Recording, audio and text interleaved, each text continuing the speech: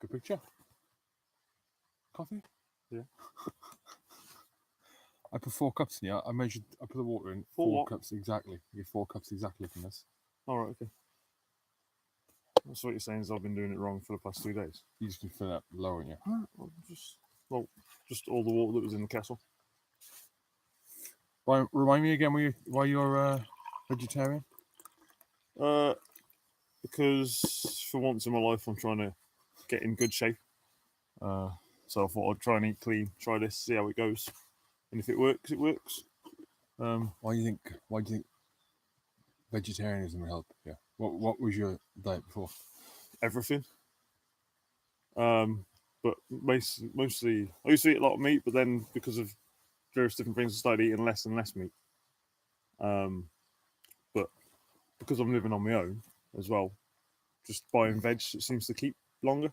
Yeah. That makes sense. And takes less prep for when I'm going out to work or wherever I'm doing. So just throw some fruit and veg in a bag and that's it. I can go. Mostly carrots.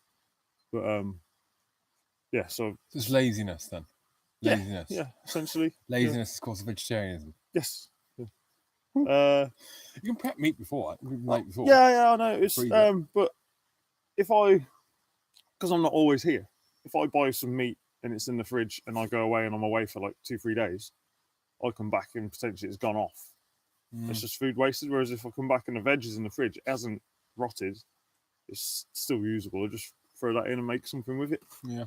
So what I found was if I was buying meat, like whether it be chicken or whatever, I'd have a load of it left at the end of the week, and I'd just have to cook a vast amount of soups and stews and whatever, just so it didn't go off.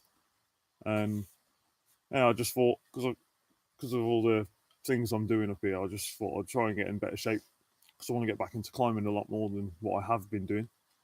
And I thought, well, if I go vegetarian, then I'll cut out some of the fats and stuff and just see how it goes and see if I get in better shape than I have been before.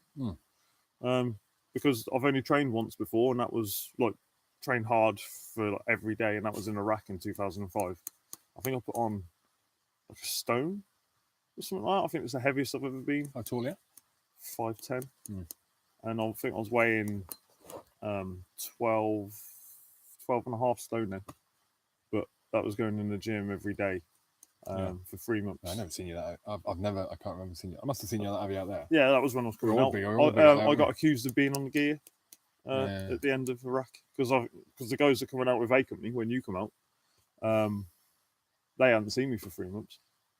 Oh right, yeah. So like I think well, I looked at a photo of me, me and Robbo, the medic Robbo. was that 2005? Yeah, flipping massive. Yeah. That's gym all the time. Yeah, an American PX.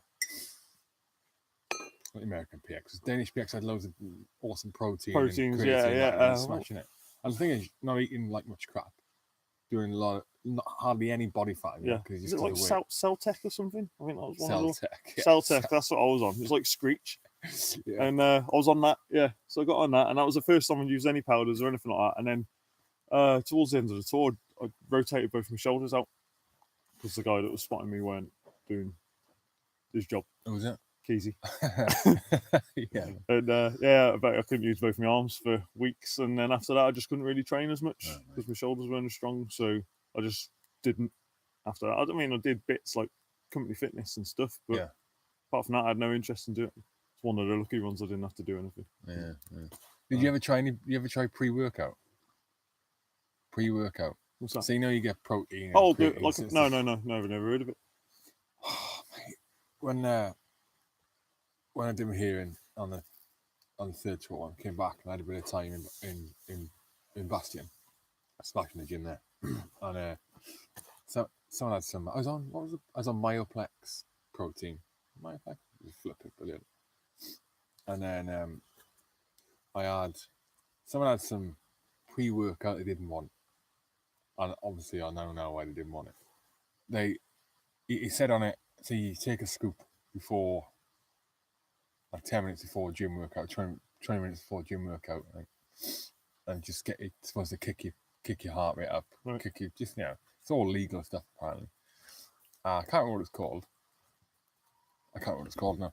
And it said on it, it feels like if this is the first time you're using pre-workout, then have a quarter scoop in the first time you go to the gym, and the second day, do half a scoop, and you had to increment it up to a full scoop. Right. So, Get straight into a full that'd be scoop. all right. I whacked a scoop of this stuff, mate, into what did I have it with? I can't remember what I mixed it with, water or something like that, and then drank it. Went to the gym. Wait 20 minutes. Went to the gym, and I got in there. I could feel my heart rate going up already. I was sweating already before I even got the. Mind you, it was Iraq, right? Yeah. It was Afghan, like, it's hot now. But I was sweating an unusual amount before I got there. I get in the gym, and at the time I was just being a complete weight freak. I'd go on the treadmill for 5 minutes just to get my body loose, and then I'd go and do like hour and a half of weights, and it was an hour and a half, and just smashing it. And I got on the treadmill. I thought, Jesus Christ. Feeling my heart's going mental, yeah. My heart, it doesn't feel good at all. I step off the treadmill going to do the weights. I walk next door into the weights gym. I just felt like shit, man. I thought I was fucking dying. And I lay down. I ended up laying down on the floor of the gym, just spread eagled on the floor of the gym for half an hour. I got a heart attack. Then it went away, and I didn't even work out. It was the worst feeling ever. Talking about that, going, I don't need that. I remember when I was in the Falklands, we've been to South Georgia on the frigate because it's the Antarctic Circle. They give everyone seasickness tablets. So I don't need them. Didn't take any. So all the way South Georgia. When did you go? Oh, South Georgia. From the Falklands. From the Falklands, in 2002. Went there, coming back, didn't use any. I didn't know you were there for that. Yeah, we relieved A Company. I went down with B Company. Ah, right. Okay, So we were there for like 5.5 months. Yeah. With Taft Davis. Yeah. And anyway, J-Band. Yeah. And when I was packing all my kit away at the end of the tour, I found these seasickness tablets. I went, wonder what they do. Just popped them all. So, I think I must have had about 8 or 10 or something like that. I was like, take them all. And half an hour, I was still fine, and then bang, it's crashed out. Like a sleeping tablet. Called an overdose, mate. Yeah. Crashed out on the mat, and then Taff come and kicked me awake, and he's like, come on, we're going to Scoff, you're driving. And I bounced off all the walls going down the corridor and drove. I was theoretically just absolutely blit. It was like I've been on the sesh all night. I fell asleep in my food in the cookhouse, got back and just went into bed. All because I went, one won't do, I'll just take them all. Jesus Christ. How have you got to that? Oh, the gym. The gym. So you can't. Because of me being vegetarian. Oh yeah. So you can't run at the minute. No. Can you never run again? Doubt it, because it's my foot, and it's not my fitness levels. It's my complications with my knee and my foot as a result of the blast. Explain that. Tell me the story. Tell me the story of your cobbled foot. So we're in Torgay. So we're attached to E Company under Major French. Imagine I got a clue what you're talking about. Okay. Helmand. Oh yeah, we're in Afghan in Helmand. In I don't have a clue what you're talking about. I've only heard the story once. It wasn't from you. So, but with the tour guy now, people listening or watching. So the attached to 2 para for a company of 3 para attached to 2 para, and we were doing our AO 2010. Yeah, 2010, 2011, and we were in the. I think we were in the middle. Like 2 para stretched along basically one route, and 3 para in the middle. And our objective was Torgay. Anyway, we eventually pushed down into Torgay after doing a couple of little. Torgay's a village, right? Yeah, town. Yeah. It's like Taliban stronghold. So our objective was to take that. So after a couple of months of doing ops in different directions, like going north and whatever, we eventually moved down into Torgay with it was a joint operation between 2 para and 3 para. You were a sniper with them, weren't you? Yes, sniper deck commander, and then 2 para snipers come down as well on patrols. They were on it with us. I was trying to think if there was another platoon. Basically, the same day, we all just moved into 5 compounds, I think it was, before first light. On the outskirts of Torgay? Yeah. And within 20, 30 minutes of being in there, everyone got contacted at the same time, which was quite impressive. Yeah. Danny, well, because we all basically down filling up sandbags to build up the sangers. Everyone was in the middle, and there was a couple of blokes up the top. As soon as we got contacted, Danny Canal, he just ran up on the top of the roof. No sandbags, no nothing. Just ran up the top and just having to build up the sanger around him as there's incoming coming in. Anyway, we did that. I mean, once that had happened, I think with that first engagement, I think we managed to kill quite a few of their commanders, and they just went like this, down tools, and did one. Then we were able to move in, and things got a lot easier after that, essentially. Until, like, contact-wise, because we were the only ones, as far as I'm aware. So did you establish yourselves in those compounds then? Initially, yeah. But then, because we thought we were going to be there for a while, but because that first firefight, it backfired on them the Taliban, when they contacted us. I think after that, it just become a lot easier for us, small arms contact-wise. Yeah. Because as I'm aware of it, we were the only ones getting small arms contacts, or a lot of them anyway. Whereas the rest of the 2-para were getting IED strikes. Yeah. So we were able to push further into Torgay then and get deeper in. And I ended up going to checkpoint 81, which was called 81 because the multiple there was the mortars platoon. Okay. And they were being used as a multiple. Because we had 2-para mortars supporting us from our main checkpoint. Yeah. I can't remember what it was. Was it Checker? So 2-para mortars were there, so 3-para mortars were just out on the ground with us. They were just a patrol multiple. Yeah. And so our checkpoint was called 81. Mm-hmm. So in regards to the incident to me, one day we had some small arms fire coming over the compound. It wasn't accurate, it was just like sporadic fire, but you heard the crack going over the compound. And but it come from the other side of the river. And there's a line of trees that was follow the far side bank. Mm-hmm. We thought it'd come from over there. So what we thought, the next day we go out and put in a snap ambush because it was getting towards dusk then. So next day we give. So you'd be expecting to withdraw. Yeah, we thought they might be trying to get closer through the tree line to try and get a better shot at whoever's on sentry, because we had a Sanger in the middle and then like a big scaffolding tower. Yeah. So Sanger in the middle, and then there was a couple more on the corners. So this was Sid Pinar's first, I think it was his first command patrol as well. Mm-hmm. And I said, yeah, I'll go point man for him, just for ease for him. Yeah. And so we're going out in the afternoon, because the bridge that we were on was within sight of the compound, across the bridge at the river. And then there was no real path through the forest. It was quite thick. There was a path. How big was the forest then? Couldn't see through it. Probably 50. Like a copse, is it? Yeah, 50 Large meters. copse, 50 meters. But there's loads of vegetation and stuff in there.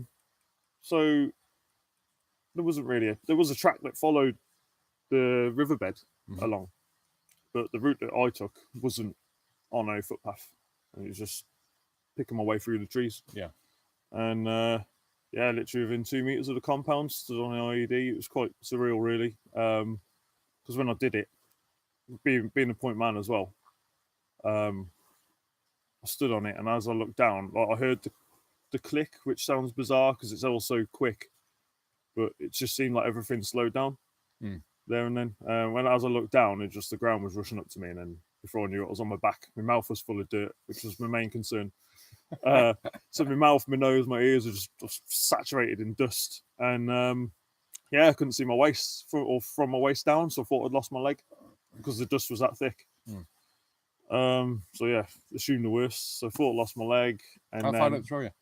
I think I only went up about a foot. Yeah. And then maybe a foot and a half, I fell backwards. It didn't throw me. I think it thrown like a couple of meters. Literally, I just up and back. And when the dust started clearing, my leg was there and it was just shaking uncontrollably. I couldn't stop it, and I thought like maybe my foot had been taken off. Leg. Right leg, yeah. And I thought maybe my foot had been taken off because I was in agony and I still couldn't see my foot because of the dust. Yeah. And then I started looking around, and there was a hole that was about 6 inches deep. Yeah. With a couple of bits of plastic in it, which I had associated with like a 25-gallon container. Yeah. And so looking around, and then I got, because I was Danny Cannell was on leave then, so I was the only sniper in that compound. So I had a sniper rifle on my back and a shotgun for going through the trees. That's not the 338 I had. And when I looked behind me, there was mud caked all up the one side and the other side of this 338 because it. So Oh, was it not the mud from the sleeved? ground? No, it's just ready to use. And so I had mud caked up the side of it. And what I realised is that, or what I thought had happened, was only the det had gone off, the detonator. Yeah. And that's why my leg was still attached. And because I saw this plastic, I thought if it's 25 gallons, that's got to be a hell of a lot of explosive. If that had gone off, I'd be dead. Yeah. So I was like, right, okay. Didn't want to stay there. The det wouldn't blow you off the feet, would it? No, no, but I didn't know. At the time, or partial det or whatever. Yeah. But as far as I was aware, it wasn't a full explosion. And Sid then come up behind me, and I said, because I sort of somehow turned and was facing, all my feet were facing the way that I come. And I said, is my foot okay? And he went, yeah, everything's fine. I went, right, okay. And I went, right, go back down. Because where I was on higher ground as well. And I obviously not supposed to move if there's been a strike, IED strike, you're not supposed to move in case of a secondary. But in my mind, there's this. It's mines, isn't it? Mines and stuff. But they do it with IEDs as well. They'll plant one and then plant a second one for someone coming and giving first aid or extraction. And I was like, if this is cooking off here and it's going to go, I'm not waiting here. So I got up and I tried to walk away because I thought, my foot's still attached, it's fine. And straight away I thought, my ankle's knackered. So I was on my hands and knees and I started crawling away and I had a shotgun in my hand and covered in mud and dust, and I was just on my hands and knees. Then just going through and giving cover. Yeah, well, there was no contact. That was the other bizarre thing. There was, so whether that IED was set up the day before, like the small arms fire was a law to get us out to go into it, I don't know. But unless they were using it like we would use a Claymore or a trip flare, so it's to cover dead ground in the woods. Yeah. But anyway, so I was like, I ain't staying here. So I was on my hands and knees, started crawling down. As soon as I got down to the low ground, then I got extracted. But rather than them coming up to me, I took the decision into my own hands that I was going to move. Yeah. Rather than someone else coming up to me, them potentially getting injured. Yeah. So I moved down into the stream bed then, and then I got extracted. I think Sid was charging me £5 a minute or something like that. He basically piggybacked me back to the compound. I told you he's charging you. Yeah, I still haven't paid him. How many minutes did it take? A lot. Bear in mind, foot like body armor, helmet, and they left me day sacking that behind. But and then I got back, and then I got extracted. I don't know if that was the worst actually. So I eventually got down into the stream beds. Medic was there, took my boot off, and she went, "Yeah, your ankle's fucked." I was like, "Right, brilliant." And so that was it. Couldn't get my boot back on because as soon as my boot come off, it just swelled up. Yeah. So then I got extracted to the main checkpoint. Can't remember what it was, but as I stood on the IED at 4 o'clock, patrol minimise got called. Yeah.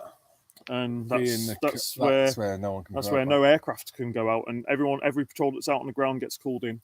Because no aircraft can go out and no patrols can go out. Right, yeah. So what happened is I can't remember. They don't only call it. Sorry for interrupting. They don't only call it op minimise for. No, op minimise is in result of an injury. That's comms, isn't it? Patrol minimise is bringing in all the patrols. I've never experienced patrol minimise unless they call it something else. Unless it was a new thing, because the balloon. Yeah. That you used to have the camera below it. PGSS. Don't. PGSS. Don't know. Go on. The tether had snapped on one of them in EAO, and there was a balloon floating around the area somewhere, so they couldn't send out an aircraft in case one flew into the balloon. Those things are comical. So that happened at 4 o'clock. So the balloon went at 4. Patrol minimise got called. I stood an ID at 4. Oh God. Is he critical? No. Broken ankle. Right. Okay. Stay there.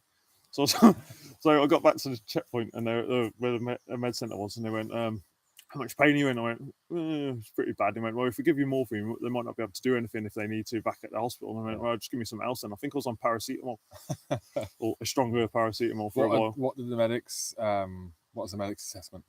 Couldn't look. My foot was that big. Couldn't do anything. Oh, swollen. Yeah, it's just massive. Do you have any lacerations in it? No, nothing. No, just but, again, so the way the ground was, I think it was just purely like. It's pretty much dust.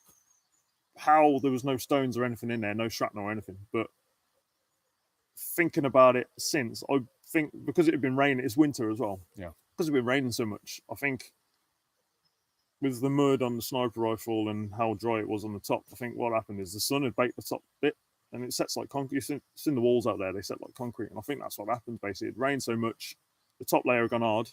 And when the explosion went off, when the blast went off, it went down and out instead of up. Because when the engineers went there, they thought the guy had died.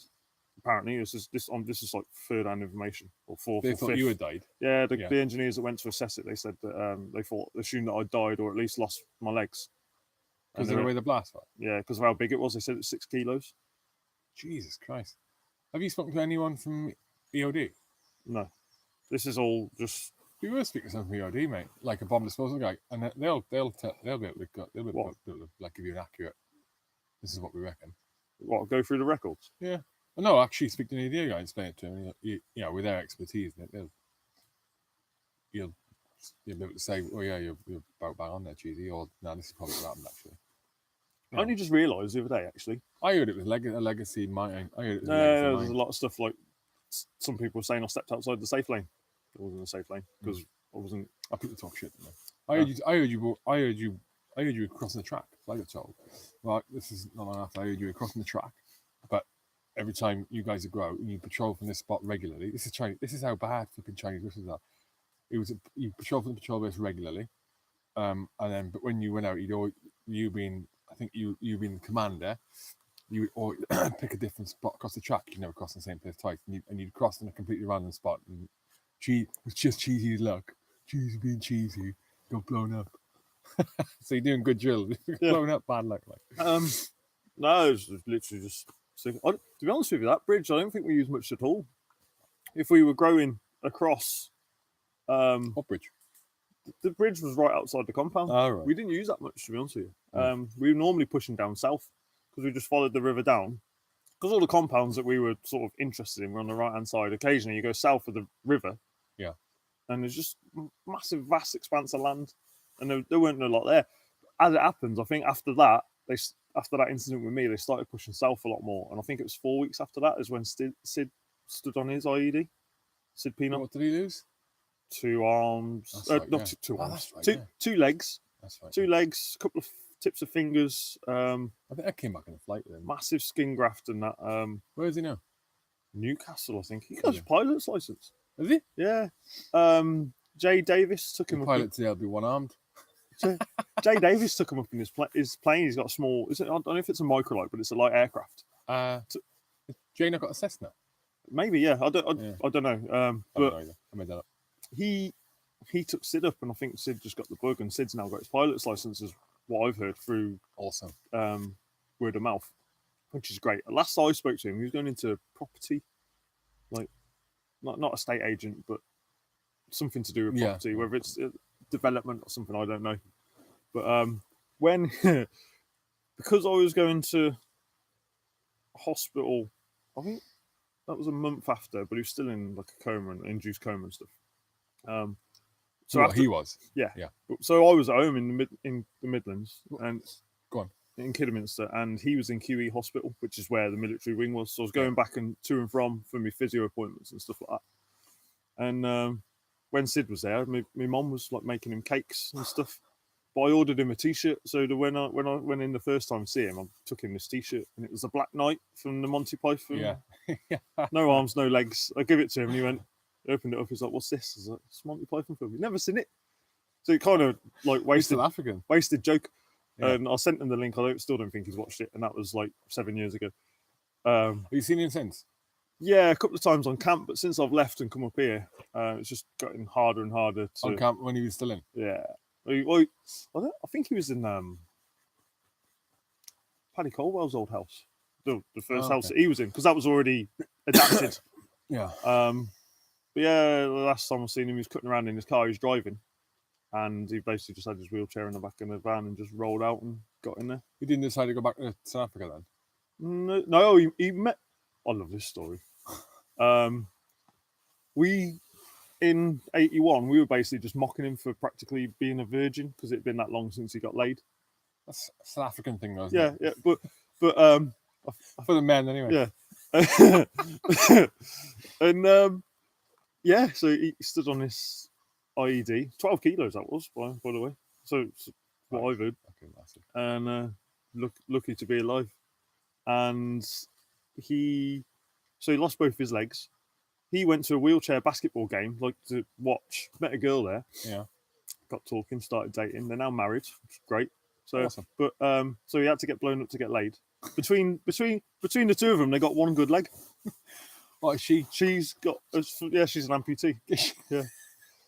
So mega, mate. I love it. I think it's brilliant. What's she like? He had to get blown. No, but No. he had to get blown up to get laid. Yeah. Which I think is great. That's a bit ribbon for life, that is. Yeah. So you went back to. So so I was back at the checkpoint. I was waiting there. It was getting cold, and everyone was coming in, looking at me in the med tent, laughing at me. And then eventually got extracted, and it was Black Hawk that come out and got me. And when they were putting me on the Black Hawk, he started putting an IV in me. I went, don't need it, and he went, no, we've got to. And they put fentanyl in me arm. Right, yeah. And I was off my head, and got back to the hospital. They assessed me, put me in for an X-ray, and they went, yeah, you've shattered your heel bone. I was like, right, okay. So they give me a boot, and was it a boot? No, there wasn't a cast. So yeah, they give me a boot. No, like a Velcro boot. Like put it on your boot, strap it up, and that's it. You're good to go. Give me that. I went, right, good to go. Good. They put me in the bed, and I was lying there. I was off my head on off fentanyl. Just an X-ray, no like soft tissue scan, nothing like that. No. There. Bastion. Yeah, this is Bastion. And then because I know. I suppose they would have got a facility there, have they? No, well, no, they would have. There's the soft tissue scan, but my leg was swelled up from my foot to my knee. That was all the swelling. And I think because my knee was like half cocked or whatever when I was walking, that's why it hadn't gone up to my hip. Yeah. So that had swelled up. They x-rayed it, said, yeah, you've shattered your heel bone. And they went, right. So I was just getting extracted the next day, basically. Because I was lying there in bed off my head. I was like, I can't sleep. I'm going to go on the internet to the nurse. She went, yeah, okay. So I went on there on Facebook. Guess who just got blown up? Blah, blah, blah. Some sort of statement. Told a load of other people. And then walked off. Just didn't like clarify anything because I was like, yeah. The next day I went on there and I was like, who was it? Who was it? And I was like, oh yeah, it was me. I rang my mum as well, and because in the hospital, and I went, yeah, just to let you know, I've tripped over, broke my foot, and I'm coming back. And then because Chris got a call in the checkpoint as well. Oh, did he? And who was he with? Oh, he's at cottage. You? No, you were there. I thought it was you that told him. Anyway, someone told Chris, and went, oh yeah, your brother's stood on IED. He's like, can I go see him? And he went, no, because it was him and Phil Briggs, wasn't it? And he was at Quadrat, so he was needed. Oh yeah. And they were like, nah, cheers. And yeah, so he basically got told, but he then phoned home to my parents and said, yeah, just so you know, Mike's tripped over, he's coming back. Luckily, his story tied in with my story. Because I didn't want to tell my mum I stood on IED, even though I was still there. Like, I didn't want to flap him. But my brother said, oh, can you put me on to my dad? And he was like, yeah, all right. And he put him on. He said, so just so you know, Mike stood on IED. And he went, all right, so he tripped then, did he? And Chris was like, no, he stood on IED. All right, okay, so he's tripped. He's on his way back. And because my mum was still there listening. Oh, right. Yeah. Yeah, that was that. So I went back. I was 5 days in QE. Yeah. And I basically just wanted me to stay there until the swelling went down. Is it all civvy medical staff there, and then like one military there's military liaisons for the family and stuff. So as the family arrive, I believe there's a sergeant major there on the posting. He sorts the family. Exclusively military wing.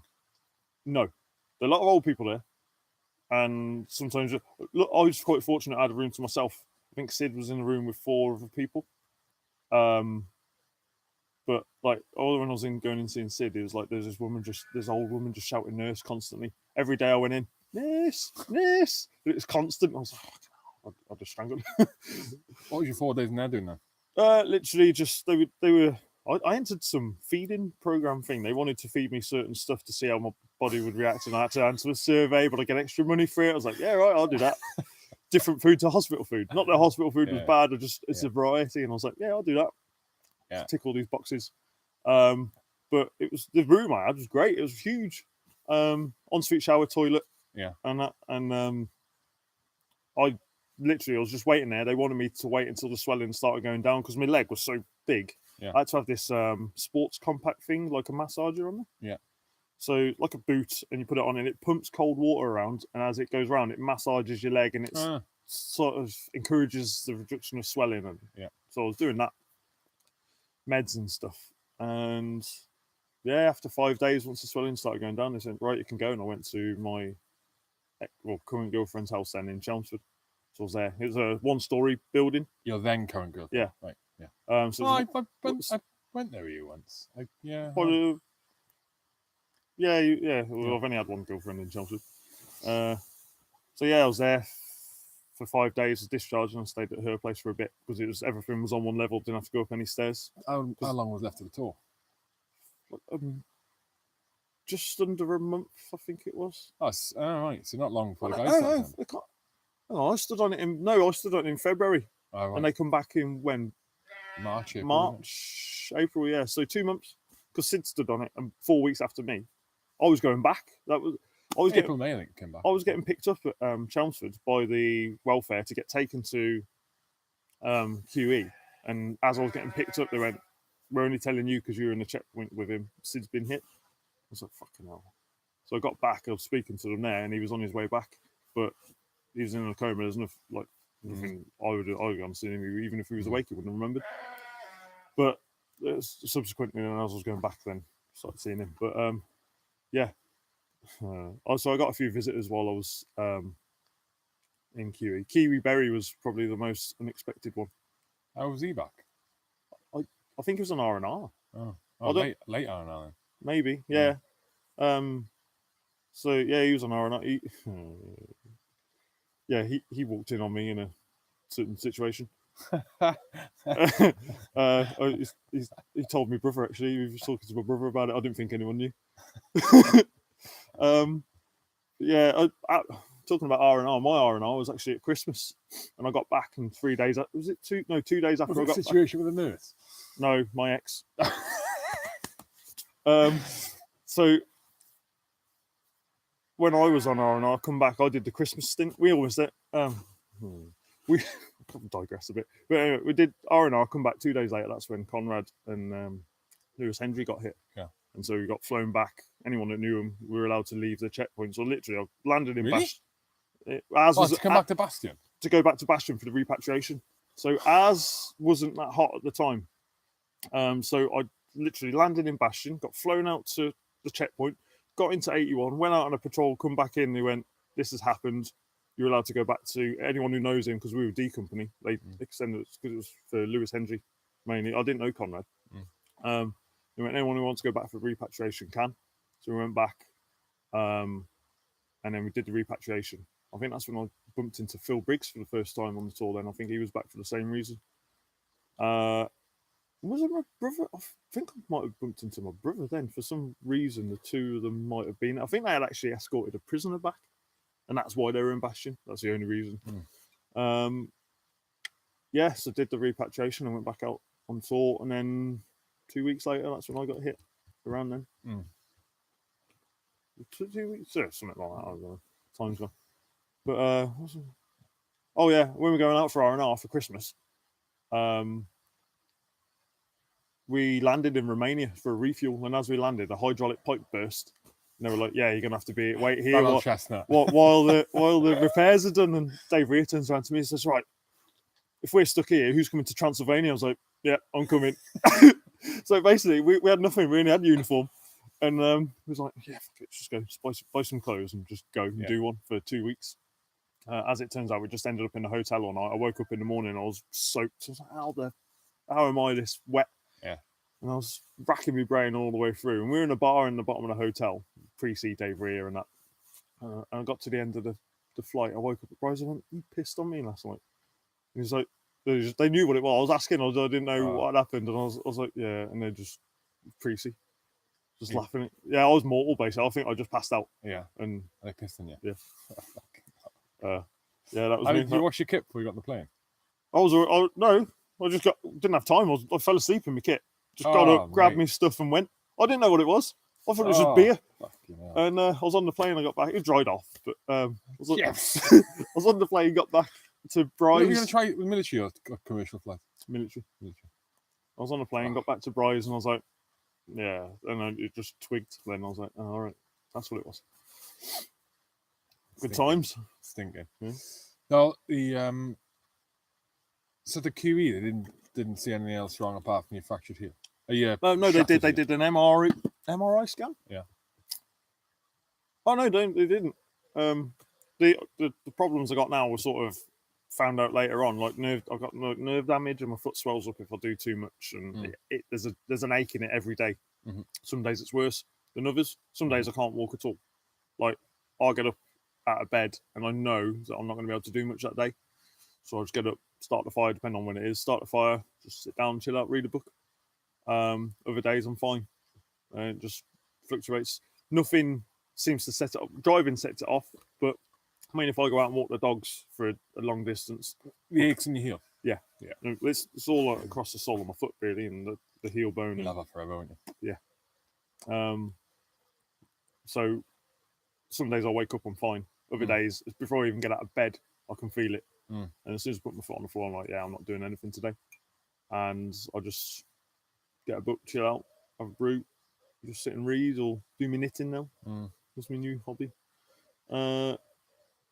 Yeah, so just take it every day as it comes, really, like the weather. So I moved to North Wales. It's kind of like just I try and predict the weather, and it just doesn't work. Yeah. So I just roll with it. Oh, today, the rain's woke up this afternoon. I was expecting. Yeah, but like sometimes when I'm going out into Snowdonia, I'm like, all right, check the weather, clear skies, get out there, and it's a thunderstorm or something, and it's just like, right, okay, this is unexpected. Yeah, and I'll just take everything now for every eventuality. Yeah. You say you had to feel a ligament in your knee? So one's a snowboarding incident, and the other one's you got problems in both. Yeah. So I got a detached ACL in my left, and I damaged my medial meniscus cartilage, and that's it. So I've had. How'd you manage to do that? Doing some trick? No. Some little kid cut me up on the slope, so as I stopped, the board hit a pile of snow, and it just jolted forwards and popped. Oh. Still managed to board down because I was at the top of a mountain, like on a black run. I still managed to get down to the bottom, and then for the rest of the trip and the army skiing team with free para, I was in the hotel. So that was my skiing or snowboarding cut short. But then the next one was a year, pretty much to the day after the IED strike, because I was on crutches for 6 months. We got a sheep. For anyone who's going to be listening, who is listening to this and not watching it, we were in Cheesy's garden in North Wales, and a sheep cutting about. Excuse me, we're recording. Come on, carry on. Yeah, and the next one was like, because I've been on crutches for 6 months, non-weight bearing. Yeah. Once I started walking and doing physio and like doing my program to get back to full fitness, because the assessment was made just because I go on. Only broke my heel bone, that I would get back to full fitness and crack on. Yeah. Because that winter I was looking to do selection before I got injured. And that's what I wanted to do. So I was like, right, in 2 years' time I can go for that again. Yeah. Go for that. And so I started complaining about knee pain. Apparently that was normal. So carry on going. 6 months later, my knee pops. So I'm like in the store, because I've been downgraded, I'm in the stores. And I'm walking across in some water, and I slip on the water, and my knee just sort of twists out of place. Go and have a scan. Torn ACL ligament, medial meniscus damage. So I've done the same in both knees. This one's that badly torn, it doesn't do anything. What do you mean? Like, it's loose. Right. So it's not doing its job. Oh, the ligament doesn't do anything. Yeah. But I don't. So I'd had keyhole surgery on that. But then come the time they were saying, right, we can do reconstructive surgery on your knee, on this one. And then they said there's that one as well. With the recovery time, I wouldn't have been able to work, and I think I was getting close. I was close to getting out then as well. Yeah. And I was like, if I do this, I can't earn any money. If I can't earn any money, I can't do anything. So, but I did this knee snowboarding in 2007. It was then 2010, 11. Yeah. And I was cutting around in Afghan with it, doing all the weights, still doing 10 milers and that, and it was fine because I trained it and conditioned it. I did my physio course and I was doing all my little exercises and that. It was okay. So I thought, if that's all right, I can carry on doing the same with this. So I carried on training, but then as it happened, that I couldn't progress from walking to running. Yeah. So I think the impact stuff and a combination of different things, like when my foot's swelling, if I was doing too much, my foot starts swelling. I just couldn't get back. It wasn't going to happen. Mm. I wasn't going to get back to full fitness, and then started going down the discharge route then. Mhm. And now I'm here. Mm. So I got out. I did tree surgery or an arborist course for 6 remember weeks that, yeah, I down in remember South that, Wales. yeah. Brilliant.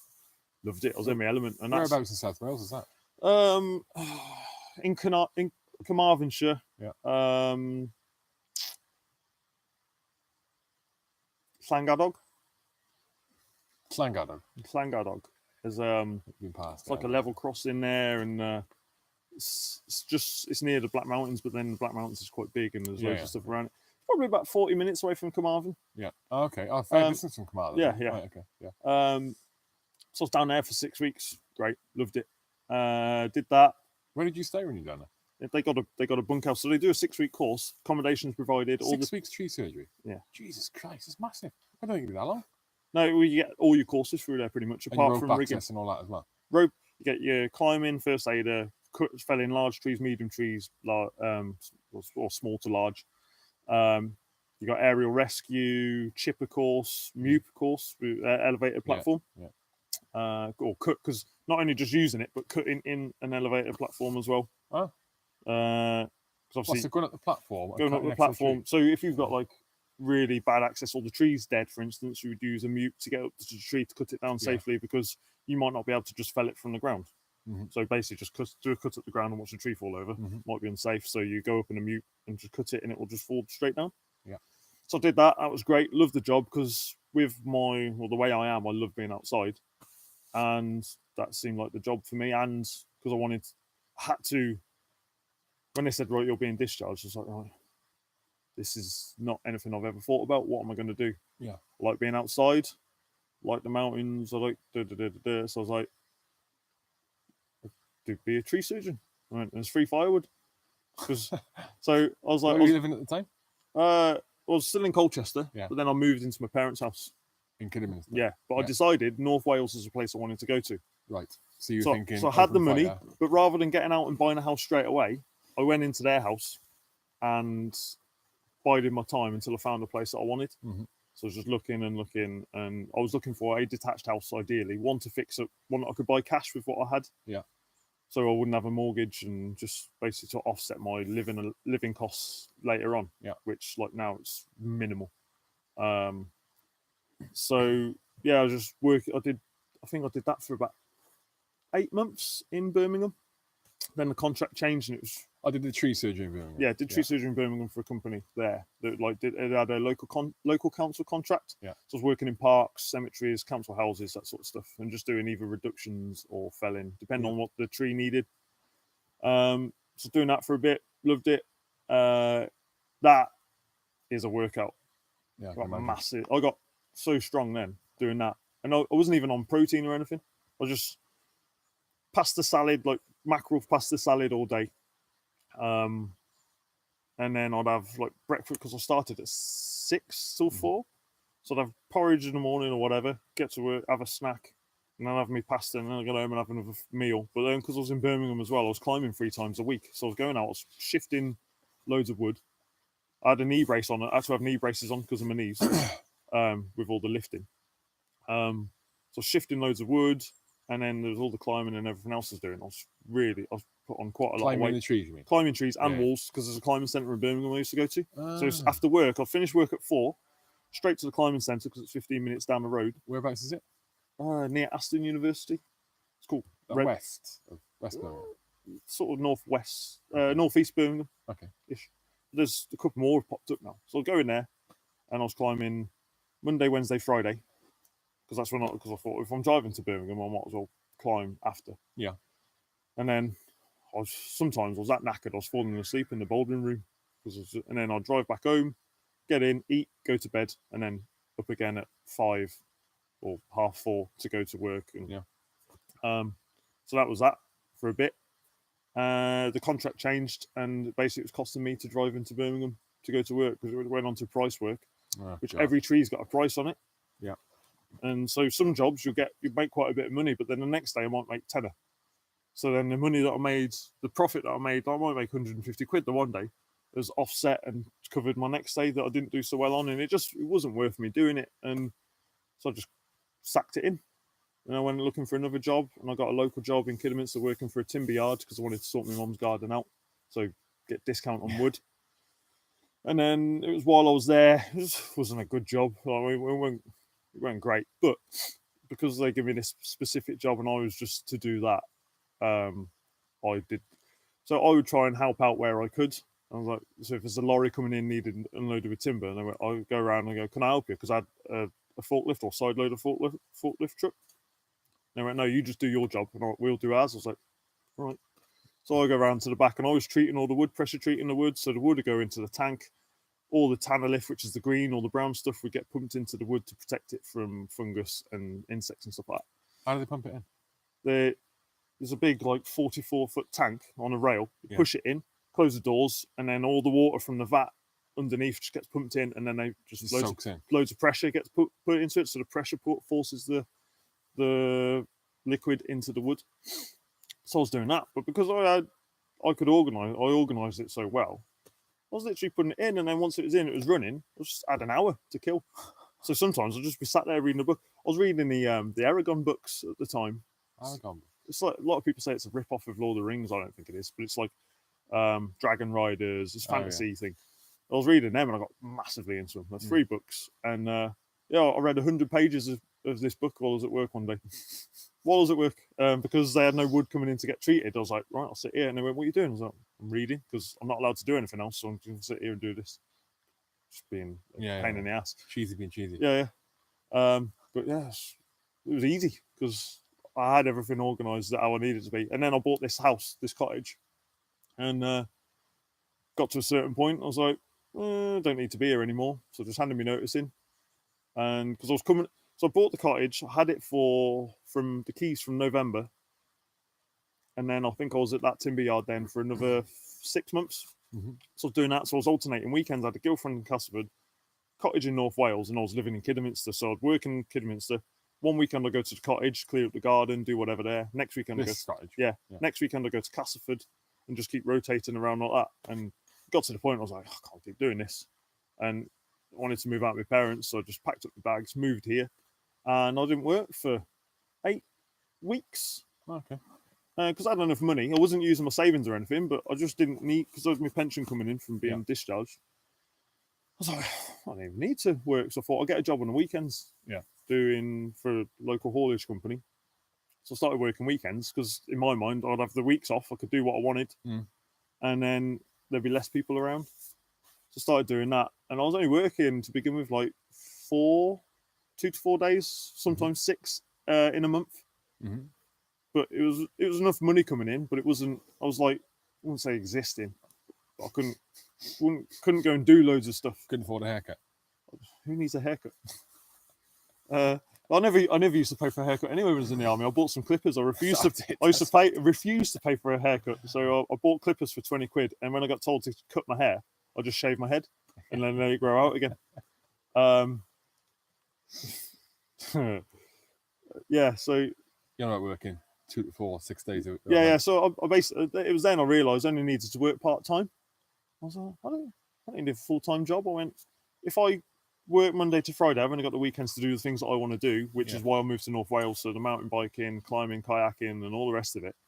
I was like, if I work weekends, I've got 5 days off where there's no one around, no tourists, nothing. I can going into town and doing your shopping in the day. I realised that this is my life. There was loads of pensioners stood around on the corners talking to each other, and I went, this is me now. I'm a pensioner.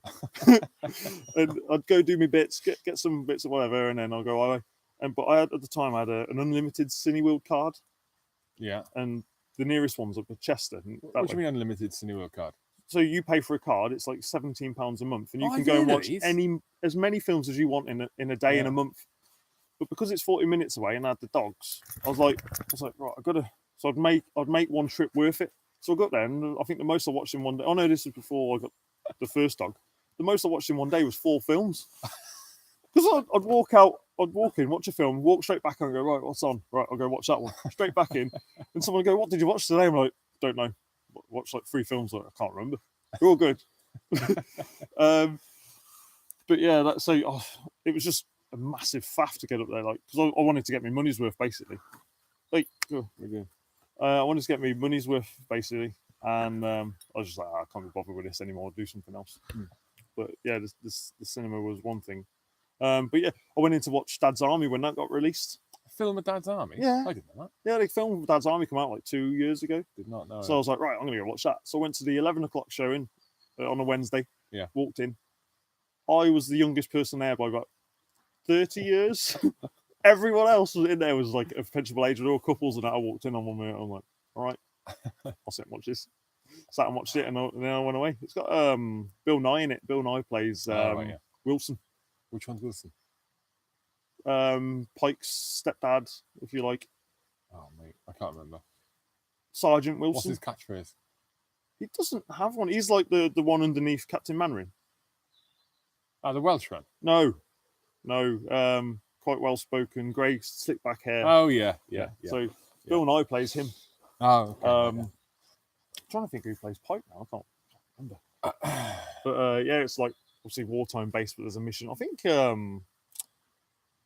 what's her name? Was in Darling Buds of May. Catherine Zeta-Jones. Was she in that? Yeah, she's in I it. didn't know that. I did know that. I've just forgotten it. So you don't work on the weekends now, though? No, I work whenever, basically. So I work to get about 11.5 grand a year. And Willow, you're knocking the microphone. for anyone who's listening and not watching, I've got my dogs running around. Yeah. I know. Yeah, so I kind of come to the conclusion that I need to, I want to earn about 900 quid a month. Yeah. That will get me by. I can pay for all the stuff that I need to pay for. Yeah. Or want to pay for. And sort of I've gone from being a single living in full screw to having rock stars wages, or what I thought was rock stars wages then, to living on a budget. So now if I'm looking at something and I want to buy it, then if I can afford it, then I will. Yeah. But if like I don't need it, I'll just let it go. I don't have a TV anymore. Don't pay a TV. That's how everyone should live. That's not what happens. Though. I don't have a TV license. I've got nothing on finance. I pay everything outright. So I haven't got TV ever. No, my biggest expenses are. I've only got one light bulb, Chiefy. I've got 3. Yeah, one of them works, mate. There's only. Oh no, you got downstairs. I've got two downstairs lights in the kitchen. They all work. None of my upstairs lights works. It's all on lamps. But yeah, I just right. Not that I need this money. Some days I still work 2 days, but it will get me through because I got my pension topping me up. Yeah. Just depends on what I got in the bank at the time and what I'm planning on doing. Yeah. So I work. I go, right, I'm going to do this. So I try and plan in advance what I'm going to do and just go, right, I need this much money. Hey, come here. I was like, right, I need this much money. Yeah. And so I'll work X amount of days. Sometimes I'll work 3 weeks in one go and not work for another 2 months. Yeah. Varying. So when I was going, this all started. They just call you and say, "Can you work? Yeah, are you available next week?" Or I'll ring them. I go, right, I'm around for 2 weeks. You got any work for me? And they're like, yeah, we'll get you some work because I've always got work. Yeah. But all this started when I started going to the charity up in Scotland, the horse riding one, Horseback UK. Yeah. So I go up there and I first went up there on my initial course, which I only went there to learn to ride horses because I heard they were going to do like a cattle drive in America. I was like, I'll have a piece of that, definitely.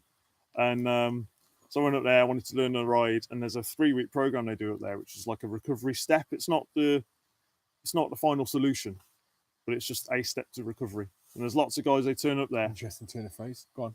It's not, because no one, when they finish the 3-week course, is fixed. They're not sorted, but a lot of them, because I've been up there now, I've done the course and I've volunteered as a mentor there.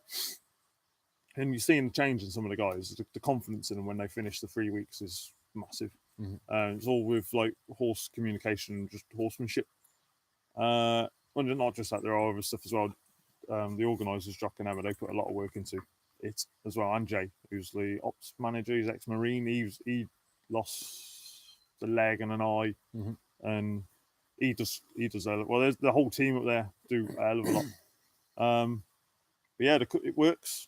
I've seen people going up there, they wouldn't even say hello, someone say boo to a goose, and at the end of it, they were cracking jokes and whatever. And it's just, I think it's a bit of that familiarity of being in the army. Some people, they get out, they just seclude themselves away from anyone that they knew, or maybe just talking to them through Facebook or whatever, but they don't get out and do anything. They're just in the house all the time. And there was one guy went there and he got anxiety issues. Hadn't been on tour, but the army had affected him. And he would hardly leave the house. If he was going shopping and that, he would go like 2 a.m. when there was no one in Tesco to avoid people. And he couldn't get a job and that, and now he's got a job. He's the early doors. He's got horses, so I think he has horses with his girlfriend. So he's doing dustbin lorry. Decent wage. Early doors start. Early doors start, and then he'll be done by like 10 a.m. Yeah. Go out, sort the horses out, and that's him. And then he'll be up again in the morning to do the round, and then that's him. But before, he wouldn't even go to Tesco if it had a number of people in it. Now he's got a job and he's doing what he wants to do, which is messing around with his horses. And everyone goes there for different things. I mean, there's some people go there, got physical injuries. I was on the WIS program, so I was able to get there because of my injury. WIS program? Wounded in service, I think it means. What's that? It's like, well, if you get wounded, you get put on a WIS register. Is that what, no, not program. MOD register?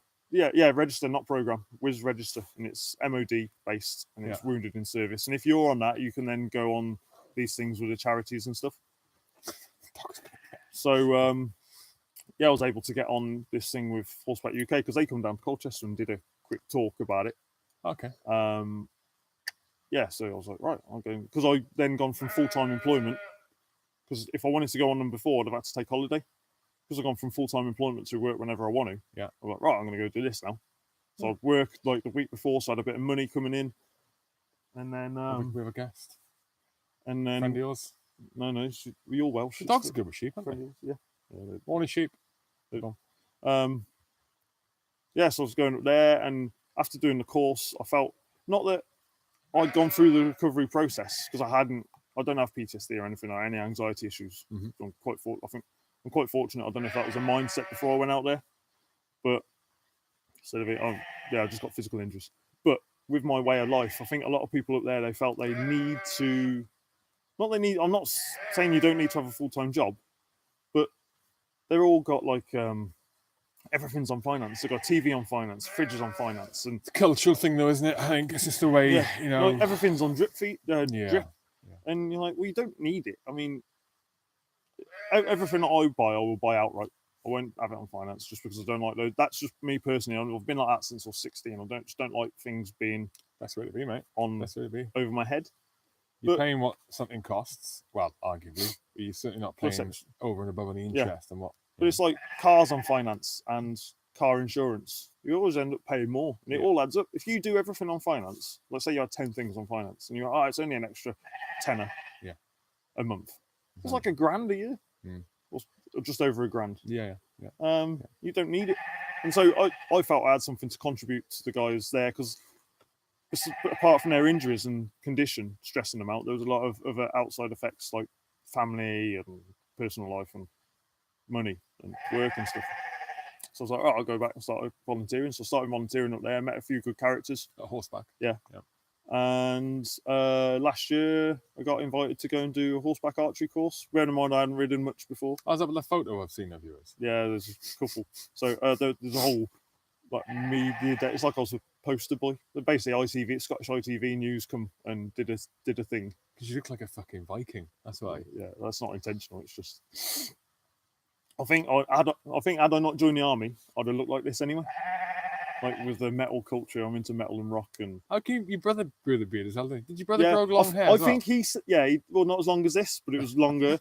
I think he said he grew a beard because I said he couldn't grow one, and so he grew one. He went, there you go, there's a beard, and shaved it off. But yeah, it's just like I always go. So in Afghan, going on R&R, I had hair down to my nose. And everyone was like, cheesy, you need a haircut. I was like, yep, okay. I went, go back. I went, there's no barbers down there. I can't really get my haircut. I went, someone's got some scissors. I went, no one's got any scissors down there. And then just leave and go back to the checkpoint. Come back up, haircut. Okay, yeah. And then we're going on R&R, and Dean Kurgan was he'd taken over as Sergeant Major then. Oh, right. Okay. And he was like, I basically just... HQ?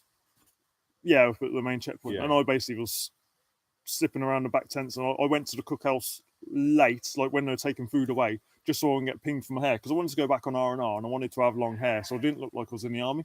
Right. Why didn't you want to look like you're in the Just I army? could just chill out. I didn't want people questioning me like, "Oh, what's going on? What's it like out there?" and all Okay. this stuff. I just wanted to go home, chill out with my girlfriend, Yeah. and spend 2 weeks there. Yeah.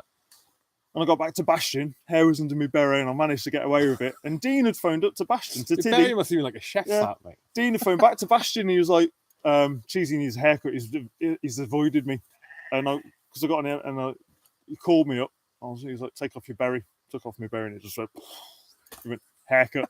And I was like, okay. So I got Scott McLaughlin to cut my hair, and he cut it because my hair was so long on top. He cut it so it was like a 2 on the side or whatever. Yeah. And I'm walking around with my berry. He went, "Take your berry off," and I was like, took it off, and it's still as long, and it fell down to my nose. And he had a go at me. He said I looked like someone out of Bros, and I was like, oh, God, I just shaved it all off, and I looked like a knob. So I was it grade 2 or 1 all over. So I went on R&R with a shaved head, and I looked like a thug. I was like, it's great. It's like Samson, cut off all my hair. And, but I was always trying to grow a beard as big as I could, but I could only go 4 months before someone come to visit. 2 pair of COs coming down. Got to have a shave. Shave it off. Yeah. So 4 weeks, and even on R&R, not R&R, leave. Only had 5 weeks, so I could grow a beard. And I never really knew what it was like or what I looked like. And it was more out of interest and how long could I grow it and what did I look like with a beard. And once I started growing it, when I got injured, so I had 6 months, I was like, I actually quite like this. I remember cutting about camp with a beard and you still in. Yeah, with a walking stick and a hoodie on. and there's some blokes going mental at me. I think, it wasn't then. I can't remember his name. 2 powers RSM, he had alopecia. Yeah. Pete Galaney? Who's this? Oh, that's Kate's mum. Morning. They filmed Dad's Army in Scarborough. Who's Ian? Is that Ian? Is that Ian Brewer? Do you use Timothy? Anyway, sorry, we're looking at the YouTube comments. No, go on. Tresemme. Go on. So. Beard, walking stick. Yeah, so beard, walking stick, cutting around camp. And then when I had to go back to work, and I was like, I got to shave it off. So I cut all my hair off and my beard and went back to work. And I was like, I hate this. I want my hair back. And so when they said you get a medical discharge, talking about haircuts and stuff and not paying for them, Smudge, who was the provo then, he was on the bobsleigh team. Yeah. He was like, Cheesy, you need a haircut. Come and see me at 2:00. I was like, okay.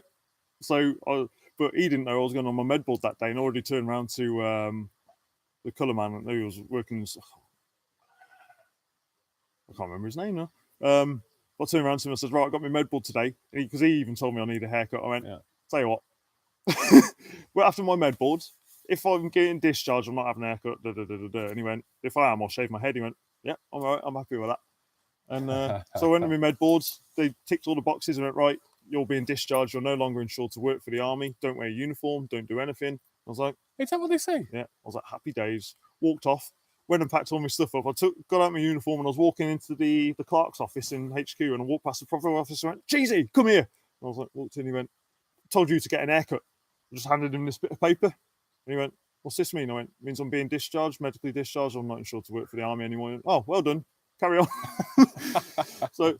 And then I was walking around the camp and I was doing my education courses and that. So I had a barber jacket on, beard, long hair, and I was on with a couple of guys from 2 Para and just doing my thing, walking. In fact, I was off the walking stick then. I was walking around and a couple of blokes were going, so I was walking in the cookhouse. No one was saying anything to me. I was sitting with my brother and a couple of other guys from D Company and that and just crack on.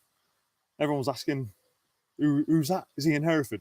What's he doing? And I was walking past brigadiers and stuff, and no one was saying anything to me. I was just going, all right, not in uniform, not going to salute, and I'm not working. I was like, all right, and I just carry on walking. And no one said a thing. But I think I ruined it for a few because I think Eddie from SIGs and a couple of other guys, they did tree surgery courses after I'd gone. Yeah, they come back with a full beard, long hair, and they went, take it off. We've been medically discharged. We don't have to. And they went, if you don't take it off, like we're not helping you out, kind of thing. And so they were forced to shave their beards off. And I think it's because I was walking around. Wayne Masters was going through Queen's regs to try and get me charged because I wasn't having a shave. And Yeah, but the thing Tommy is- Bennett, that was it. It was a McCullough man, and he was like, "But he's not working for the army anymore. But he's still getting a wage." I was like, "Yeah, but he's not working. He's not allowed to work, so you can't make him do anything." Yeah. And he was like, "Well, he's still getting a wage. He should get charged and Queen's regs." And I was like, I was still cutting around. And it wasn't until I was actually out, and he was like, "Oh yeah, that was me trying to get you done." And I was like, Yeah. "All right, brilliant." I think because when you're in like that, and you're still trying to be a commander and run the show, then it rubs people up the wrong way. Yeah, and I they see it as suppose some like just not just something that brings something in the ranks. I can't remember. dissension in the Yeah, ranks. dissension in the ranks. Like, if he's got a beard, I can have a beard. Yeah. I think I should Easy have. if I I could should do have joined the navy. Now looking back, What's the one rank in the British Army? You have a beard. It's Pioneer. Pioneer, isn't it? Yeah, pioneer. Freddie, Hang on, that's isn't what it, Freddie Croyer had a beard Beard. on the 2006 tour. Did he? Yeah, I'm sure he Did did he? because he was a pioneer. It was only pioneer sergeant though, not any pioneer. It's the pioneer sergeant. And if you go to some of the old regiments, You had a beard in beard. You've got me saying it now. You had a beard in Musicala, but like everyone did. yeah, well, that's just the thing. But like on the barracks in St. Bastion, he was the only one by rank that could have a beard. So so you see some of them when they're parading through the town, they still carry the axe. So they got the apron on, Yeah. and an axe, and the beard is because the pioneer would do all the blacksmithing back in the days for shoes and stuff like that, and the beard protects your face from the heat of the forge. Oh, I didn't know that. So that's the only reason why the pioneer sergeant can have a beard, because of that job. What a bluff. That's as I've understood it, because I've read into it a bit. I read a book on Waterloo, and I'm sure that's what they were talking about as well. Yeah. So I then eventually got out, and I sort of just let it all grow, and then it got to a point when I was here, my hair was getting that dirty because of what I was doing. I was like, I need to cut it. It's too long to manage. So I decided to donate my hair. I would have thought you'd be a dreadlocks man. Yeah, I was going to, but one of my exes, she had dreads, and it ruined her hair. Like, it pulled it all out. Like, her scalp was really thin. Is it you just dreads, right? You just let them grow out, I don't. and they just knot themselves together. Different people's hair. Different people's hair reacts in different ways. Sometimes it just mats together and it turns into a dread. Sometimes they tie them together. I think they tie it in little knots, and it eventually comes. So you get your symmetrical dreads. I think they're the ones that are tied together. The other ones that are just big lumps and they're all over the place. They're just the matted ones. But after seeing her hair and like with the weight of them, it pulling on the scalp, I was like, it's not for me. So I stuck with my long golden locks instead. You look quite fetching. Thanks. I do get wolf whistled every now and then by some guys until I turn around and they see a beard and like, I donated my hair to the Little Princess Trust because it was like down to my elbow. Oh yeah. And then sort of cutting around with a shaved head and a big beard. What's the Little Princess? Is that where they make wigs, real hair wigs for children? So from what I've read, they got a contract in China, and they take the donations that are given to them, send them out to China. They make those wigs for free. But if they ever need to buy one, they buy them from the same company. So that's the contract. So they make them for free. Yeah. But the offset lads is if they need to buy one, they buy it. I think it's like 350 quid. So I raised £740, I think it was. So enough to buy 3 wigs. Yeah. And so I did that. And then this is like 2.5 years growth now. that is now? Yeah. God, I thought it'd be longer. It takes ages, doesn't it? Yeah. It goes longer than, like, I've seen some people and they're like 2.5 years is like there. 2 years, or some people don't grow. I think everyone's hair has got a length that it will grow to. Like my beard will only grow to here. Really? And it won't grow any longer. Some people keep growing like Gandalf. Or I have been known as Gandalf the Red. That's the red. But yeah, it's just everyone's has got a certain length that it will grow to. When did you start climbing? Was that when you were doing tree surgery? I don't know. I've sort of climbed from when I was a child. I was kind of always into it. No, I mean like proper rope climbing. No, I did do climbing, as in like I go with my uncle and do bits and bobs. And I climbed every now and then when I was in the army. Like if I went home, there was a partner there I used to climb with. But there was nowhere really in Colchester to go. I think I went with Phil Q a couple of times. Got the uni. At Colchester Uni, but it was poor. And me and Zach Dunning started going to the one in Harlow that I told you about. Yeah. We started going there, but it's an hour there, hour back, and it was just a mission. So just didn't really work out ultimately. Then I left because I was working in Birmingham. That's when I started climbing more the army. Yeah.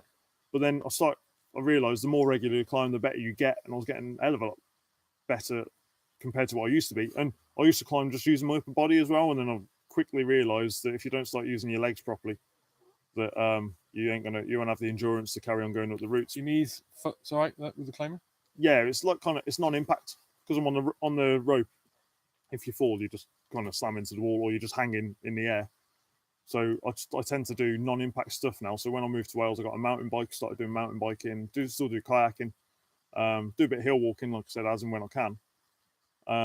But yeah, with the climbing, it's fine because it's not impacted. But if I'm doing bouldering, I climb up and then climb down to the bottom of the route. Instead of jumping off. Yeah, instead of jumping off. Some people, like some of the bouldering walls, they're quite really high. Yeah, the ones that I go to with the girls. Yeah, really high, like 4 times the height of an average person. Yeah, it's a hell of a lot of height to drop from. That's what the new one in Cottage is like. So I'll go up and climb down, but because of my knee, if I fall awkwardly, it will go, like it bends inwards. So if I'm getting to the top of the wall and the problems that like the crux of the problem is there, I won't go for it because I know that if I fall off and I'm going to fall awkwardly, I'm going to injure myself, so I'll just climb back down. So I can't sometimes go for it. Whereas if I was on a rope, I'd go for it because if I come off, I'm still suspended by the rope. So yeah, I moved up here and started actually doing the things that I've said for years that I like doing. I would meet people and go, yeah, I'll climb, I'll do this, I'll do that. I'd literally do it like 2-3 times a year. Whereas now I'm doing it all the time. It might not be that same thing all the time, but so the horse riding was a thing I was getting invested into. And I'll take my mountain bike up there, I'll go riding with the dogs, or when it snows here, I just get my snowboard out on my skis and I'll just go up on a hill. I went to Morzine at Christmas because I could, or was it? Yeah, I've travelled out there at Christmas, drove out, and then I camped in Morzine. Have I told you this? Morzine. Yeah, in the Alps. It's a ski resort. So because of the accommodation with the dogs, it's like 1,700 quid for 10 days. I was like, I can't afford to pay that. I'm a pensioner. So I drove out in my truck, loaded my truck up, I had my skis, my snowboard, tent, everything. I bought a tent. That truck? Yeah. The animal. So I bought a tent, a proper 4-season tent, and I went out there, found a free car park, tabbed up the hill for half an hour. I was going up to my knees in snow. I was hanging. I had a Bergen on my back, 2 dogs, dog food. Oh no, dog food was in the car. Tab up the top, set up my tent, and then that was me. Every night I'd walk half an hour up the hill and then go snowboarding. And I was going to the bar and people were like, oh, where are you staying? I'm like, up on that hill in the tent. They're like, you're mental. I think the coldest it was there was like -11 one night. Was it just fully snowed out? Yeah. Pitched in the snow? Yeah. But the dogs? Dogs are in the tent with me. And then when I go, so dogs are allowed on the cable car lift. Yeah. So I'll take them up there and I'll do a run or two with the dogs in the morning so they get a run. And so I got a video of them following me on my Instagram and they're following me down the slope. And so I'll do that, put them in the car, in the back bit with the windows open and that, food and water there. And they had coats on. I had to make Willow a coat as well. And what? Just like, no, just bought some material and sewed it up and made a coat to go over. So give her a coat and then I go out, do like 7-6 hours snowboarding, come back in, get the dogs for the last run, get the last car up to the top, and I'd wait there a bit so there was less people. This is the other reason I did it early and late. And then board back down with the dogs and that'll be there. And then I'll take them to the bar, then go après ski and order to the calf, and people will start talking to me. Got talking to the manager of one of the calves there, and he was like, "Where are you staying?" I got him waxing me board. I was like, "Oh, just in a tent up there." And he's like, "You're all crazy." He went, "Come stay at my place." I'm staying at my mum's house. And I went, "Nah, that's all right. I got two dogs." He went, "Oh, I've got 2 cats. I don't know if they'll be able to come in the house." I went, "That's all right. I'll stay in the tent." But I was like, "Do you like whiskey?" He's like, "Yeah." I went, "I got some whiskey in the car." So I went and got me a bottle of whiskey. So I didn't pay for me waxing him a board. So I just give him some whiskey, and then he started giving me his whiskey. And every night we're just drinking whiskey together. And it was like, if I go there next time, I think he'll remember me for that mental person that was sleeping on the hill. But it was an adventure. It was a good trip. But I had to cut it short because I thought I was going to be on. I was coming back to do Game of Thrones because I thought I was been selected for that. Oh, the extra work. Yeah, so I started doing extra because I've got the spare time. I've registered with a few extra agencies. So I thought, I've got to be back for this because I got this whole plan set out I had to do 20 days filming in Northern Ireland. Yeah. And so I had to get someone to look after the dogs for those periods. So I was trying to sort it all out. As it turns out, I didn't make the final cut, so I didn't get selected for that one. But that was part of the reason why I come back early, was I could have stayed out there and done a bit more boarding. So yeah, I come back, and after that, I think did I go away? Oh no, that's when it started snowing then. And so it started snowing here, and so I started getting the snowboard out and going up on the hills here and doing that. Yeah. Oh, really? No, when the Beast from the East hit, I was up in Scotland then at the horse riding charity, and I decided to go up a mountain because I'd been saying for months, or a year, I was going to go up this hill called Morvin, which is like the nearest mountain to the riding centre. So I was like, right, I'll go up there, and I went up, got hit by 2 snowstorms, -9. My beard froze. The willow had like ice balls on her fur, and Meg's face had frozen, and it was an adventure. My camera froze actually. It was that cold. But just go and do stuff like that. It's just it's one of those. As soon as you're lucky in that you got that personality anyway where you know what you want, what works, and that disconnect from normal cultural and society. Okay, for me, it's like something I've been saying quite a lot. Life's for living, and although I used to think I was quite adventurous before, now it's if I see something I like doing, I'll go and do it. So a friend of mine bought a yacht in October. She's going to fix it up, so I'm going to help her fix it up as best I can. And she wants to sail it around from North Wales, around the coast to Norfolk, and then across to Norway. I was like, I'll do that with you. And I was like, I better learn how to sail. And then this thing popped up on, I get emails through for Help for Heroes or Band of Brothers. Band of Brothers is like an affiliated organisation with Help for Heroes, or Band of Sisters as well. Got an email through saying 2 or 3 day regatta with turn to starboard. And I was like, I'll do that. So I need to learn how to sail, and I didn't want to pay for it. So I was like, well, if I go there, I'll learn the basics, and then from that I can just go and help her just crew. So I went down to Gosport, or just the Gosport Portsmouth estuary, and I was there, and I did 2 days, and I got hooked. So I started going down with turn starboard a bit more, started doing the racing, did Round the Island race and Cowes Week. And then I got another race in 2 weeks from Kells to Poole, and then back the next day. But through the charity, you can get your sailing qualifications, so like your day skipper course, competent crew, and then eventually, if you commit to a program there, you can get your yacht masters program, which enable you then to skipper and charter yachts. I believe proper like you then are a skipper. You can go, I think, like do boat deliveries and all that sort of stuff. So that's sort of geared at guys like on a recovery step, and then lots of people have gone through it and done it, and it started out in Falmouth, and they've just expanded to Gosport now. So I've been going down there a lot in the past couple of months, doing bits down there. They had a regatta recently, which through Project RV, which is something else I got involved in. I met a bootneck there who's being discharged, so I got him down to that regatta because he was based over the water in Portsmouth. And he brought along 3 other bootnecks that I think were in the same boat as him. No pun intended. And they come over, and I think they had a good time by all accounts, but they're still going through the discharge, so it's like committing time, and I think they're still in.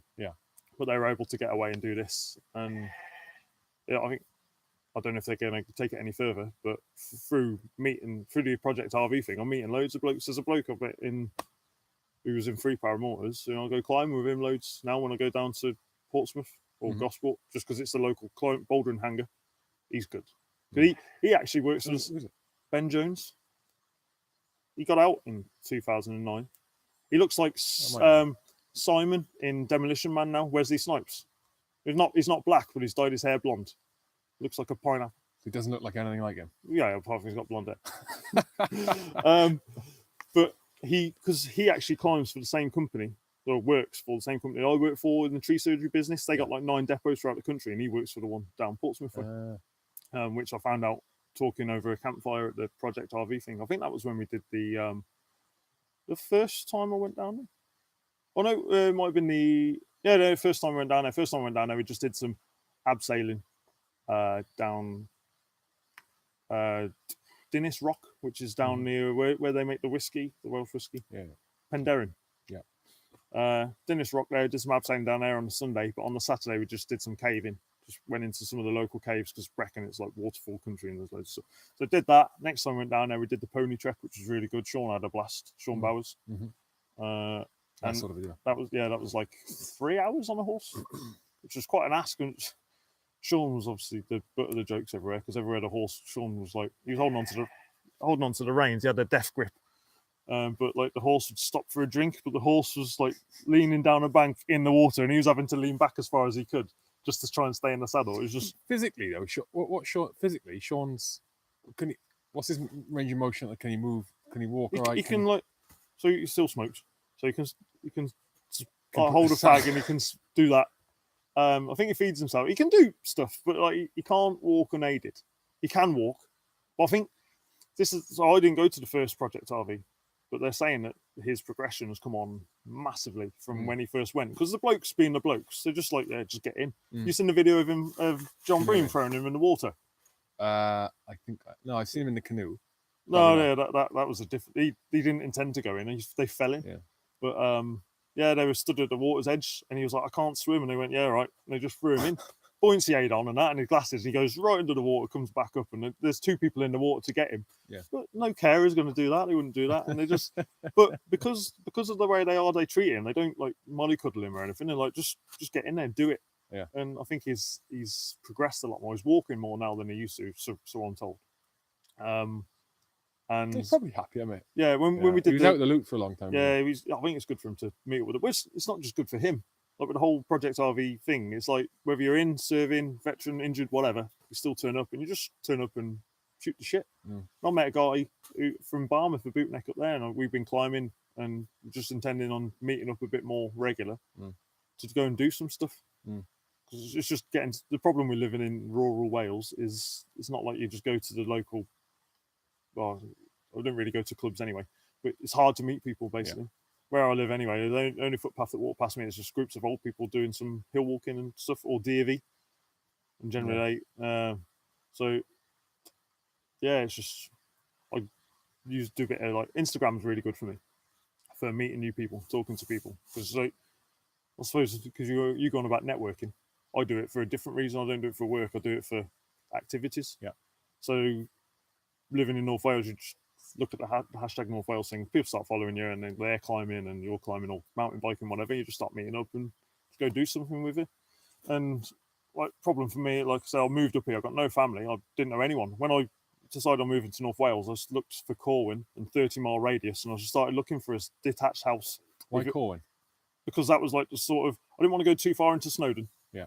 So 30 miles outside of there seems a decent. So it could be anywhere. So it's going as far east as Wrexham. Yeah. And as far west as like not quite Capel Cerrig, but just past Bettis. Yeah.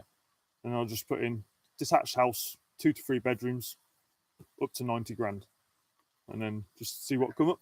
You know, like that one, don't like that one, don't like that one. Wales prices are awesome, aren't they? Yeah. Wales prices are awesome. It's a renovation project, but I saw this place, and I come up, and then when I was walking up the track, I was like, this is amazing. And I got in, walked around, looked a lot better than it does now because I've since started renovating it, and I'll now decide I'm going to do a lot more to it. I knock it down and rebuild it. That's the plan. But I was like, this is great.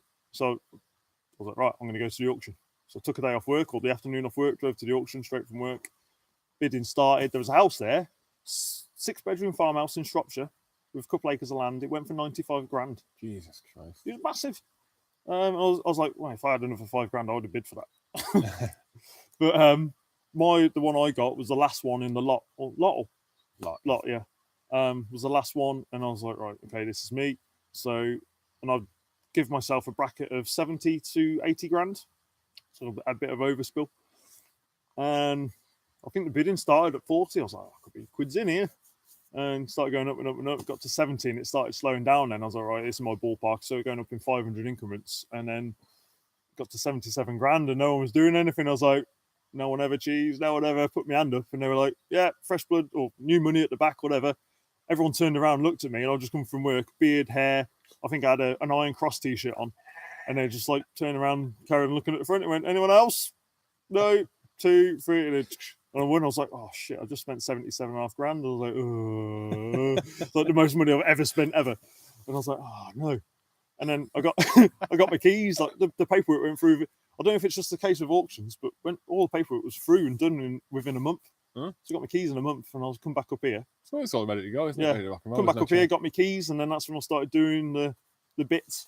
But my first night I slept here, one of my mates from Birmingham, who's a builder and guy who I climb with, he come up for a night, and we went down to the pub, got mashed, ended up walking back drunk. He dropped his backie on the road, but he didn't realise until he got up here, and it's like 400 metres down.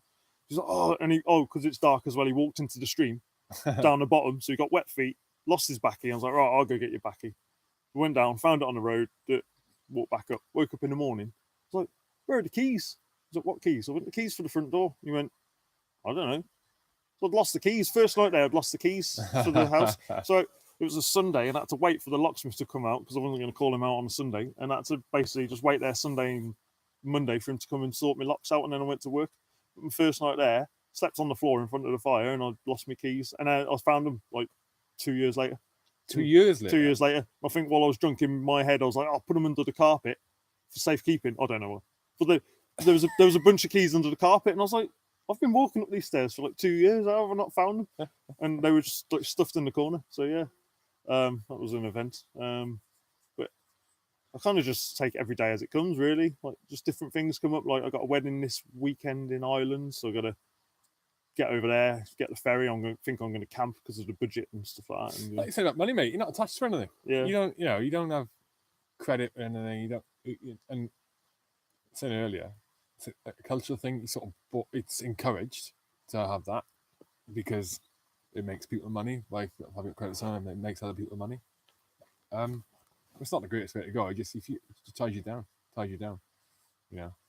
And when you like you found out how when you live frugally, not so you're not enjoying, but when you live frugally, you buy what you need to buy. That gives you more opportunity to spend money on the things that make you happy. I think my mom's worked full time ever since I can remember. And I've been telling her for years to go, since I've started doing it, or since I've thought about doing it, to go part time. Even if you just do a 4-day week instead of a 3-day week, a 5-day week, you get a 3-day weekend or whatever. Or if you get a job that does 4 on 4 off. Yeah. Essentially, if you take off 4 days, you've got 12 days off then. You can go and do something. And for me, time off and to be able to do what I want to do is more important than earning more money. The problem is that as you go through life, what you end up establishing is a lifestyle where you're not able to take time off because you have to work the days to earn the money. The other thing that I do understand is I don't have any children or anything else to support. So I literally do support myself. So I do understand that that's quite a hard thing. But I've always been good with saving money. So that's like when I got back from Afghanistan, I had 40 grand. So it's not like I'd still used to go out and party. With everyone, but I still would have. I'd put some money aside at the end of every month or whatever. So, I'm not saying don't go out and do anything, but I agree with what you're saying. But it's just, do you need to go out every night? And it was because in the army anyway. It's a drinking culture. And I used to go out like some weeks every night apart from Wednesday because Wednesday was just crap. Yeah, and blokes would walk past my window because I was on the bottom floor on the last wing going out of camp. They go, "Are you coming out?" I'm like, yeah. So I was just inside playing the Xbox, like playing Halo or Gears of War or something like that. And just, well, it's like you touched on this with Stu, didn't you? About when we hooked up all the Xboxes in top floor of D Company and just playing Halo. It's just not quite that. That was before the internet, wasn't it? As in before you could get online and play internet. I don't think Halo you could play online then, could you? Yeah, it was an online game. Was it the first one on Xbox One? I think it was. Oh, I can't remember. But yeah, so just doing that. And when I was injured, I ended up with a vitamin D deficiency because I couldn't walk outside for more than 5 minutes because all the blood would flow to my foot and I was just being rag. Spent most of the time lying on my bed playing the Xbox. I did loads of pull-ups. I got to like 300 pull-ups in a day. And ended up getting some ankle weights to try and slow me down, but I ended up still doing the same. But that was the only fitness I could do because I was on the crutches. The rest of the time, I was just playing the Xbox or watching TV or whatever, and I was white, pale. I was. Vitamin D deficiency, and I realised then how much time I actually spent online playing. This was just online, running around shooting, not waiting for a game to load. I think Halo was like a week and a half, and then another game was like 2 weeks, and it's like I spent like 8 months of my life online. So after I said to myself, once I get better and I can walk again and start doing stuff, I'm not playing it. So I don't have a console, don't have a TV, and I'll just do stuff now. Things that I think are a bit more productive. It's a good way to live, mate. Yeah. Enjoying it. We're on an hour and a half. We're going to knock us on the head. Yeah.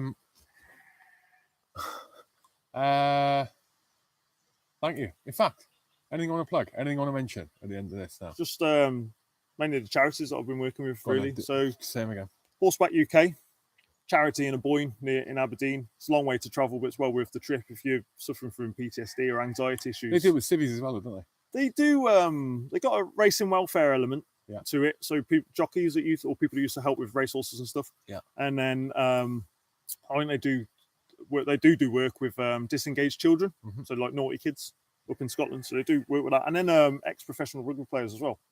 They're all rugby players. They do work with them. And not entirely sure because I haven't been there. I haven't been around that work.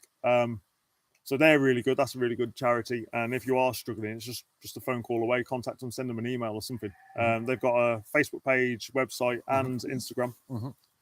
And then Turn to Starboard as well. That's another thing I'll start getting into. And similar thing, but it's on boats, not on horses. Yeah. And same thing, Instagram, Facebook, and they've got a website as well. And their office is in Falmouth and Gosport. They're both really good charities that I've worked with, and I've seen that it does make a difference to a lot of people. Project RV. Oh yeah, and Project RV as well. So obviously that's Power Edge, well not obviously because not everyone knows, but it's Power Edge and Marines orientated, whether you're serving or ex or whatever. If you want to go and meet up with the blokes, just have a good time on a weekend in Brecon or wherever it is they're going. I think the next thing they've got organised is or planning on something in September. Okay. There's a WhatsApp group, but there's also Instagram page. I don't know about Facebook because I come off of there. They're on Facebook, yeah. I come off Facebook beginning of the year. You're on Instagram, aren't you? I am on Instagram. Treebeard UK. Treebeard UK, yeah. You smash it. Smash. You smash Instagram. Do I? But that's on there. Oh yeah, but that's because I don't use Facebook. UK. So, yeah. Happy? Yeah. Cheers, Cheesy. Cheers. Let's go do some archery, mate. Yeah, man. And knife throwing.